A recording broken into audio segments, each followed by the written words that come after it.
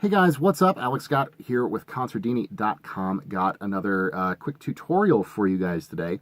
Right now I'm just going to take a look at some of the basic features of Presonus Studio One. If you guys are brand new to the program, I'm going to try to walk you through, creating a new session and how to, just get started with making a couple of basic sounds.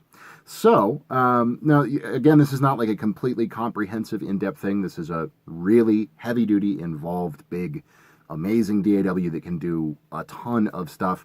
I just wanted to give you guys a real quick overview of, how you get it set up in terms of creating a new session and, how you can get started making a couple of different sounds and that kind of thing. So, when you open the program, it will open to this basically, which is your basic view, and you've got a couple of different options. You have your recent files, so as you work with projects, they'll pop up here. They load your audio interface information right off the bat, which is great. Presonus does also, if you use a Presonus interface, they offer a lot of integration between their interfaces in Studio One, which is really, really cool. So you can kind of work with that stuff here if you need to.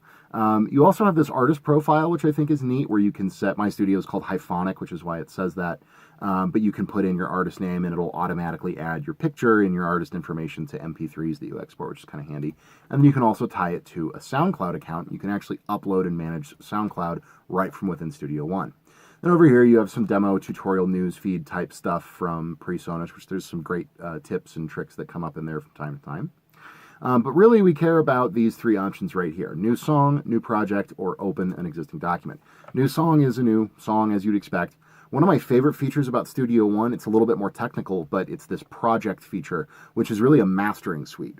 So if you, for instance, you're recording a whole record or an EP or something, you can actually set it up to where you have a dedicated mastering file with all your mastering tools and everything in it. And then you link each file in that to the session files of the songs themselves, and everything kind of talks to each other and automatically updates. Very, very cool feature. I'm not going to go into that in this video, but for any advanced users out there or guys who foresee themselves doing mastering, Studio One is a great option to work in if you're both producing, mixing, and then also doing the mastering. I use it all the time. So when we go to create a new song, which is our most basic thing, I'm just going to call this S1 Overview here. I have some custom templates set up, but empty song is usually just the easiest. You can go here to set up where exactly you would like your session to be saved. So if you have a lot of folders or whatever, you can direct it there. Sample rate, resolution, all that, standard stuff, time base. Song length, you can define your start and end points for your song when you create it. Those can be changed later, of course. Your tempo, time signature, key signature in case you're doing a lot of stuff with MIDI. And then you have a few options for audio stretching down here. We don't need to worry about any of that right now. I'm just going to go 120 BPM, whatever, 4 minutes is fine. And now it's going to open up your basic edit window. Now, you can also switch over, and I usually do this immediately if you're working on one screen. This is going to be your mix window down here, and that'll start populating as we start adding elements. So looking at all these options can be a little bit overwhelming, but you're really just going to want to concern yourselves with a few very, very basic things to do some basic recording. The very first and simplest one is if you're a singer or a songwriter, you're recording guitar or something, you're going to go up here to add tracks. Now, I have my inputs configured for all of my studio gear, so this is going to look a little bit different because I've gone and named them all. But this is basically where you're going to set the input on your interface that you're using. So once you connect your microphone to one of the inputs, all of those inputs will show up in here. They default to just numbered. So input 1, input 2, input 3. And you'll just look at your interface. The corresponding number is what's going to show up in here. So you'll select your input that way. Output you'll leave as your main stereo output. You can name your track. I'm not going to be recording anything, so it doesn't really matter. We'll just call it track. And then you have a few options for type, but audio will do fine. How many tracks do you want to create? Usually one, if you're just recording a single vocal or a single mic on a guitar. And then you can also set your color. So it has all these different options, which I actually really like this. I color all my tracks to a specific thing. Vocals are red, guitars are green, bass is blue, stuff like that. It just helps me keep my session organized. And we'll just leave it as red for now. Then you can also choose mono or stereo for your track, depending on again, what you're recording. We'll leave it as mono. Now that, once we create it, is going to add our track here, and you can always get back into all of these options from this. So you can change your input if you need to. If you group the track with any other tracks, you can edit that there. This is how you're going to arm your track, is this little circle right here, and you'll know that your track is ready to record once you click that button and the red lights up here. Now this blue is software monitoring, so that's going to allow you to hear what you're recording into the software back in real time, pretty much latency free as long as you've got a good interface. And of course your typical solo and mute buttons to work on that track. So now this is where you are going to record your sound. Once you've already recorded your sound, the only other tool you're really going to need to worry about initially is this tool right here, which is your cut. That's going to allow you to make cuts as you're editing your sound, whatever you need to do. Now, other things to worry about, over here we have our nudge, or as it's called, toggle snap. This is kind of a silly name, I suppose, but basically that's going to change whether or not your regions, if you just create a blank region here, see how it's locking to these intervals. You know, here's the measure 1, beat 2, beat 3, beat 4. That's going to keep all of your files. If you're working with a lot of loops or like drum samples, that's going to keep everything nice and in time. However, you can turn that off and just be able to move it freely if you're like doing podcast editing, say, and you don't, nothing needs to be locked to a tempo. You can switch that nudge feature, that snap feature off. Now, the other thing that a lot of people are going to be doing in Studio One is working with MIDI instruments, or software instruments.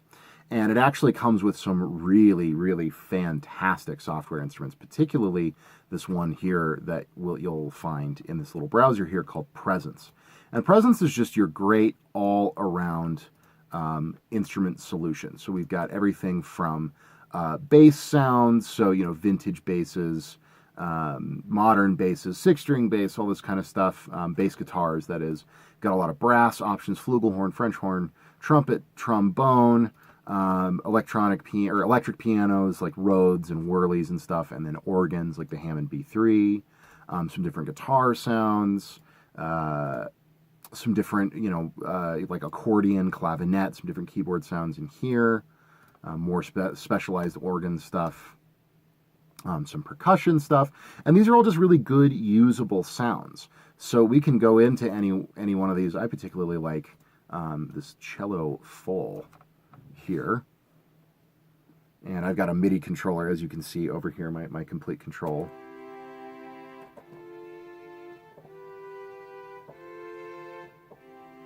It's a really nice basic string sound.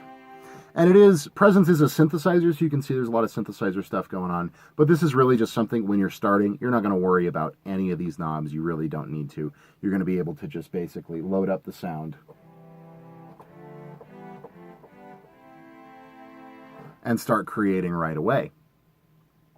So now when you're recording, you're probably going to want to be recording to a metronome, and those options are down here. So here's our metronome on/off. So you can hear right there, now we have a metronome. So I'll just go ahead and record a few quick little string ideas. 2, 3, 4.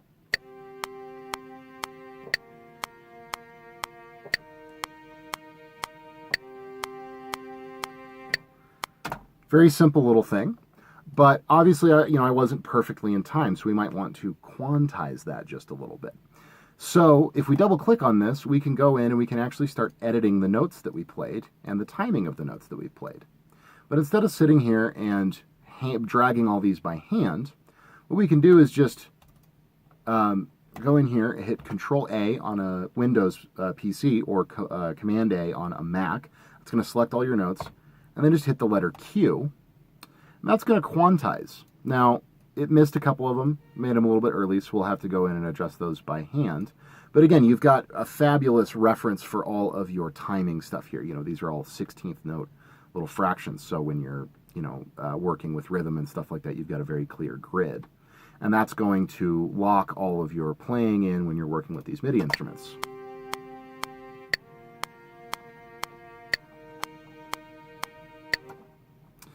So there you go. There's basic MIDI input for you as well. Now, you just do that, again, by coming over here into your browser and finding Presonus, or, obviously if you have any other soft synths, like I have, East West Composer Cloud, which is called Play in here. I have Native Instruments Machine. I've got Massive, some other things. You can just very easily click and drag those in, and it's going to set up your channel for you.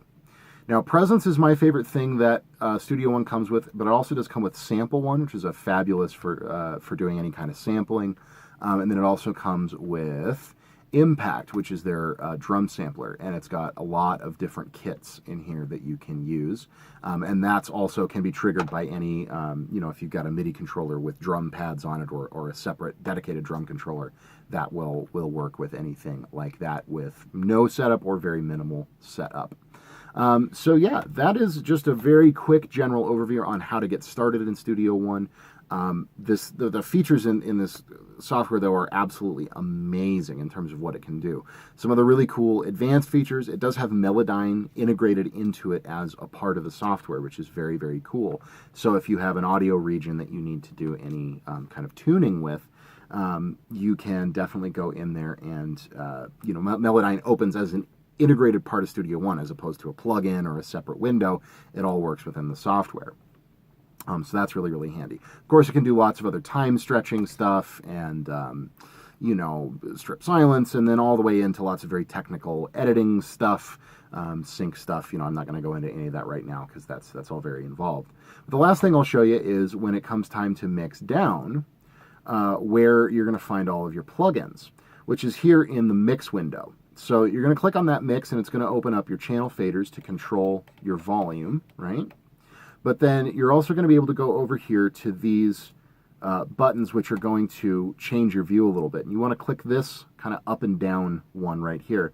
That's going to open up your plugins. And Presonus comes with a ton of great plugins. Reverbs and EQs, channel strips, all that kind of stuff. The Presonus One stuff really does sound quite good. You can use it very easily for mixing and mastering.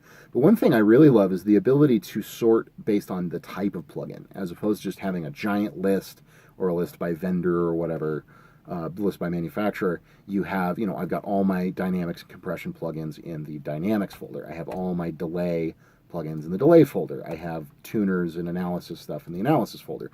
It's a great way to organize your plugins. But you can go over, if we look at just what comes with it, we go over here to Presonus, and we've got a built-in amp modeler. So if you're recording guitars, this has some really fabulous amp sounds in it. It has a great sounding analog delay filter. Some binaural pan is kind of a mixing tool. Bit crusher for digital distortion. Channel strip sounds great. Chorus. Very versatile compressor that can do a lot of stuff.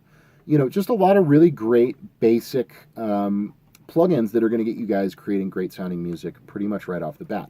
And of course, it is compatible with all your aftermarket VST plugins and all that kind of stuff. So if you have plugins that you really like, you will definitely be able to use those in Studio One. But that's how you're going to access your plugins. So if you're just plugging your electric guitar right into your interface, you can go in here and find your little amplifier, and that's going to open up your amp modeling, and you can get some great amp tones, whatever you're trying to do. So again, real basic overview of a couple of the things that Studio One can do in terms of just getting started very, very quickly. I could talk about the software for hours and hours, but the last thing that I want to say is that a lot of people don't, when I tell them I'm a full-time professional producer, mixing, mastering engineer, all this stuff, and they go, oh, what do you work in, Pro Tools or Logic? And I go, no, I actually work in Presonus Studio One. I always get these funny looks as like, yeah, that's a kid's program, or that's not a real DAW. Let me tell you, it's an incredible piece of software. There's actually some stuff you can do in Studio One that you cannot do in a lot of other major DAWs. Stuff like the MIDI engine is amazing. I've got tons and tons and tons of MIDI equipment from my MIDI controller. I use Machine. I have all these synthesizers over here. You can see a little bit. You can't see it, but the camera is actually sitting on a 24-channel control surface from Icon. So I've got this big, massive console in front of me. That's all MIDI. The Softtube Console 1 that I have right here is MIDI. I've got this little TC Electronic box that controls one of their plugins. So I'm using a lot of external gear to control features in Studio One, and it handles it without a sweat. Very few DAWs, even really high-end ones, when I've tried to set up all my stuff in them, there's weird conflicts and hiccups and stuff. There's certain editing features that other DAWs don't have that I really love, like the ability to change the region or the gain of individual regions. More technical stuff that I use, again, because this is my full-time job, I do some pretty crazy stuff with it. But for anybody out there who is a beginner, It's a fabulous piece of software where you can, as I just demonstrated, you can very easily go in and just start creating and editing on a very simple level. But then the more advanced that you get, you're going to discover new features and all this stuff in Studio One, and it ends up being an incredibly powerful piece of software, and something that I use every day and get, absolutely top professional quality results out of. So anyways, that's a quick tutorial for you guys who may be new to Studio One. I hope that was helpful for you. Again, my name is Alex Scott here with Consordini.com. What do you guys think of Studio One? Do you use it? Do you like it? Do you not like it? We would love to hear any thoughts or opinions you guys have in the comments down below, so be sure to jump into the conversation there. And again, thank you so much for watching, and we will see you in our next video.